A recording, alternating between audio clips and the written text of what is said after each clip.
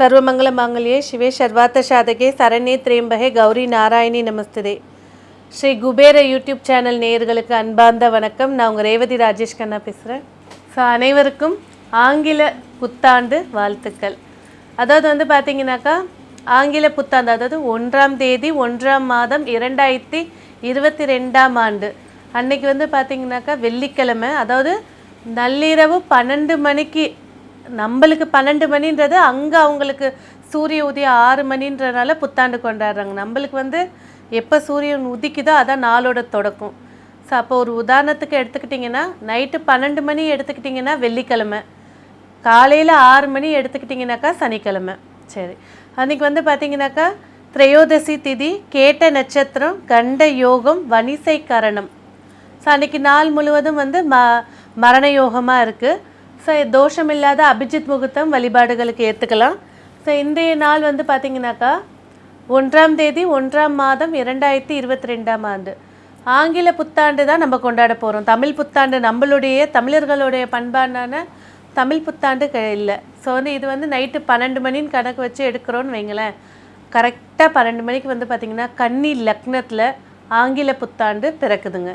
So இந்த ஆங்கில புத்தாண்டு கன்னி லக்னம், 2ஆம் இடம் சொல்லக்கூடிய தனஸ்தானத்தில் மாந்தி பகவான் அமர்ந்திருக்காரு.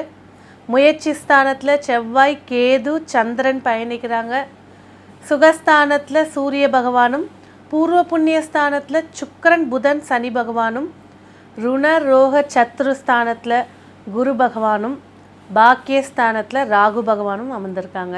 இதில் ஒரு விஷயம் என்னென்னா, ராகு கேது பிடிக்குள்ளே எல்லா கிரகமும் அமைந்திருக்கு, லக்னமும் மாந்தியும் மட்டும் வெளியில் இருக்குது. ஸோ இந்த ஆங்கில புத்தாண்டு அனைவருக்கும் என்னென்ன பலனை செய்ய போகுது? சரி, இந்த 12 மணிக்கு நம்மளுக்கு இந்த நாளை, இந்த வருடம், ஆங்கில புத்தாண்டு வருடத்தை எப்படி நம்மளுக்கு ஃபேவராக பண்ணிக்கலாம், என்ன செய்யலாம் அப்படின்னு பார்த்தீங்கன்னா, சரியாக 12 மணின்றது காலி ஜாமுன். அப்போ கரெக்டாக பார்த்திங்கன்னா எல்லா கோவில்லையுமே ஆரத்தி காட்டி அர்ச்சனைகள் செய்வாங்க.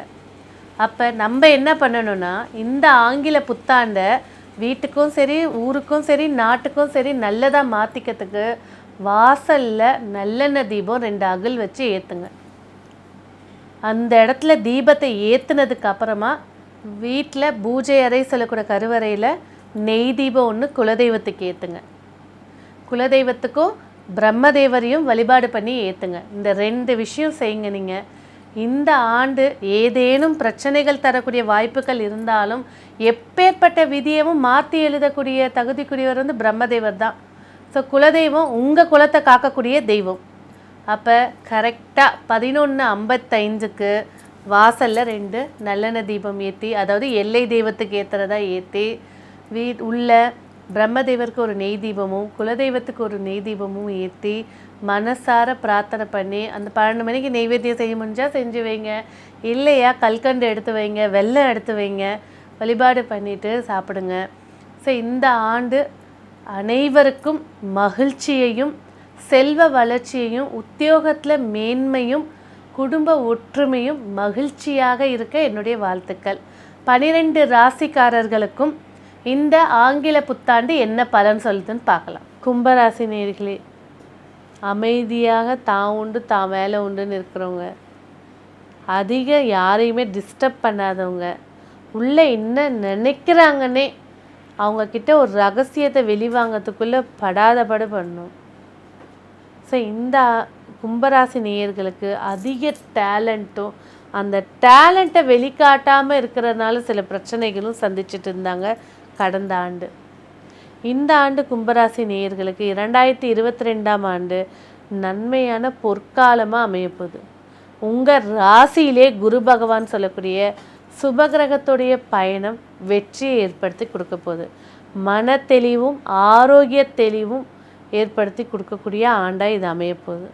ஸோ 2022ஆம் ஆண்டு கும்பராசி நேயர்களுக்கு உங்கள் ராசியிலேருந்து 8வது ராசியில் லக்னமும் 10வது ராசியில் சந்திரனும் பயணிக்கிறது ஒரு ப்ளஸ் பாயிண்ட்னு சொல்லலாம். வீண் கண்டங்கள்லேருந்து தப்பிக்கக்கூடிய ஆண்டாக இது அமைச்சு கொடுக்க போகுது. 10ன்னு சொல்லக்கூடிய இடத்துல செவ்வாய் பகவான் திக்பலம் பெற்று அமர்ந்திருக்கிறதுனால கண்டிப்பாக இந்த ஆண்டு நீங்கள் தொட்ட காரியம் தொட்ட தொழில் வெற்றி பெறக்கூடிய ஆண்டாக இருக்க போகுது. புதிய தொழில் தொடங்கிறதுக்கான வாய்ப்பை ஏற்படுத்தி கொடுக்க போகுது. சொத்து சம்மந்தப்பட்ட பேச்சுவார்த்தை, இன்சூரன்ஸ், பணம் இதெல்லாம் உங்களுக்கு எளிதாக கிடைக்கக்கூடிய ஆண்டாக இது இருக்குது. ஸோ 2022ஆம் ஆண்டு கும்பராசி நேயர்களுக்கு ஆரோக்கியம் எப்படி இருக்குது அப்படின்னு பார்த்தீங்கன்னாக்கா, ஒரு சிலருக்கு பிபி பிரச்சனைகள் சந்திக்கக்கூடிய ஆண்டாக இருக்குது. குழப்பங்களை சந்திக்கக்கூடிய ஆண்டாக இது இருக்குது. தாய்மாமன் வகையில் இருந்து வந்த பிரச்சனைகளை வீரியம் குறையத்துக்கான வாய்ப்புகள் அதிகமாக இருக்குங்க. ஸோ 2022ஆம் ஆண்டு கும்பராசி நேயர்களுக்கு தொழில் ஸ்தானம் எப்படி இருக்க போகுது? கும்பராசிக்கு 10வது ராசியில் செவ்வாய் திக்பலமும் ஆட்சியும் பெற்றிருக்க, கேது சந்திரன் அமர்ந்திருக்கிறனால கண்டிப்பாக இந்த ஃபிசியோதெரபிஸ்ட்டு, சைக்காட்ரிஸ்ட் துறையில் இருக்கிறவங்க, மனம் சம்பந்தப்பட்ட தொழில் இருக்கிறவங்களுக்கெல்லாம் வெற்றியான பொற்காலம்னே சொல்லலாம். வர வேண்டிய வரவுகள் திருப்தி அளிக்கக்கூடிய ஆண்டாக இது இருக்குது. புதிய திருப்பங்கள், புதிய வாய்ப்புகளை ஏற்படுத்தி கொடுக்கக்கூடிய ஆண்டாக இது இருக்குது. ஸோ இந்த ஆண்டு வந்து பார்த்திங்கனாக்கா 2022ஆம் ஆண்டு கும்பராசி நேயர்களுக்கு தொழில் எப்படி இருக்க போகுது? சிறப்பாக இருக்கக்கூடிய ஆண்டாக இருக்குது. ஸோ உத்தியோகம் எப்படி இருக்க போகுதுன்னு பார்த்தீங்கன்னாக்கா, கும்பராசி நேயர்களுக்கான 6ஆம் அதிபதியான சந்திரன் 10ல் அமர்ந்து 4ஆம் இடத்தை இயக்கிறதுனால உயர் பதவி, உயர் கல்வி இதெல்லாம் சிறப்பாக அமையக்கூடிய வாய்ப்பாக இருக்குது.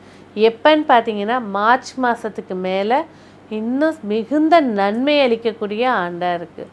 ஒரு சிலருக்கு சுவாசம் சம்மந்தப்பட்ட பிரச்சனை இருக்கிறவங்க கண்டிப்பாக அதுக்கு உண்டான மருத்துவரை பார்த்துக்கிட்டு ரெகுலர் செக்கப் பண்ணிக்கிறது மிக உத்தமத்தை ஏற்படுத்தி கொடுக்கும். ஸோ 2022ஆம் ஆண்டு கும்பராசி நேயர்களுக்கு திருமணம் எப்படி இருக்க போகுது? குரு பகவான் ராசியிலே அமர்ந்து 7வது ராசியை பார்க்குறாரு. 7ஆம் அதிபதி லாபஸ்தானத்தில் பயணிக்கிறாரு. திருமணம்ன்ற பேச்சுவார்த்தை தொடங்கும் போதே வரன்கள் வந்து குவியக்கூடிய ஆண்டாகவும், திருமணமும் விரைவில் நடைபெறக்கூடிய ஆண்டாக இது அமைச்சு கொடுக்க போகுது.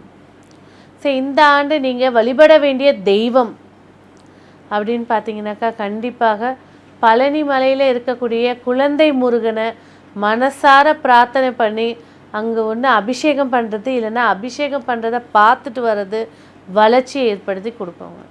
இந்த ஆண்டு உங்களுக்கான பொதுவான வண்ணம் அப்படின்னு பார்த்தீங்கன்னாக்கா, லைட் க்ரீன் கலர் வண்ணம் உங்களுக்கு வெற்றியை ஏற்படுத்தி கொடுக்கும். இந்த ஆண்டு உங்களுக்கான செமிபீஷியஸ் ஸ்டோன் அப்படின்னு பார்த்தீங்கன்னாக்கா, அதாவது டர்க்வாய்ஸ் அப்படின்னு சொல்லக்கூடிய ஸ்கை ப்ளூ கலரில் இருக்கும். அந்த டர்க்காய்ஸை அனுபவிக்கிறது உங்களுக்கு வளர்ச்சியும் அதிர்ஷ்டத்தையும் ஏற்படுத்தி கொடுக்குங்க. இந்த ஆண்டு மகிழ்ச்சியாகவும் குடும்ப ஒற்றுமையுடையும் வாக்கு வன்மை பெற என்னோட மகிழ்ச்சியான வாழ்த்துக்கள். நன்றி. ஸ்ரீ குபேரன் டிவியை பார்த்தமைக்கு நன்றிகள். மேலும் இது போன்ற தகவல்களை தெரிந்து கொள்ள ஸ்ரீ குபேரன் டிவியை சப்ஸ்கிரைப் செய்யுங்கள். மறக்காமல் பெல் ஐக்கானை கிளிக் செய்யுங்கள்.